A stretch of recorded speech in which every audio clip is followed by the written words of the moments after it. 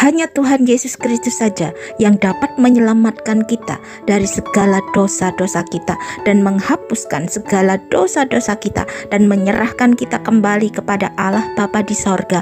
Dan Allah Bapa di sorga mendapati seluruh keberadaan kita sudah bersih.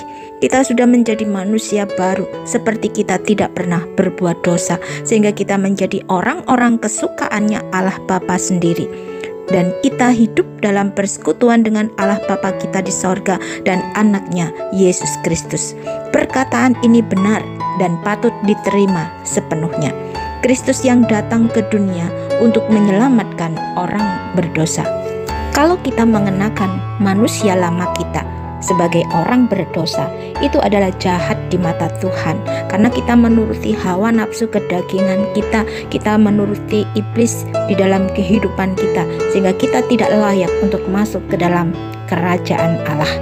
Untuk itu kita harus mengenakan manusia yang baru, kelahiran secara baru, kelahiran yang ajaib.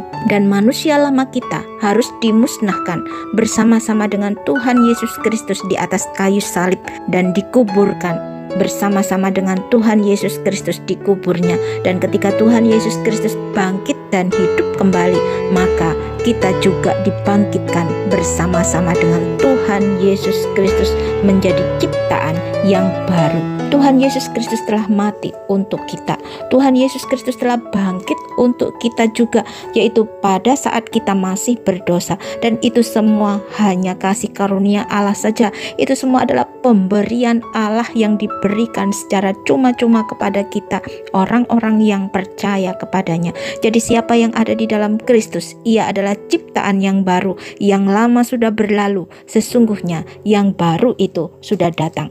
Kamu dahulu sudah mati karena pelanggaran-pelanggaran dan dosa-dosamu. Kamu hidup di dalamnya karena kamu mengikuti jalan dunia ini, karena kamu mentaati penguasa kerajaan angkasa, yaitu roh yang sekarang sedang bekerja di antara orang-orang durhaka. Sebenarnya dahulu kami semua juga terhitung di antara mereka, ketika kami hidup di dalam hawa nafsu daging dan menuruti kehendak daging dan pikiran kami yang jahat.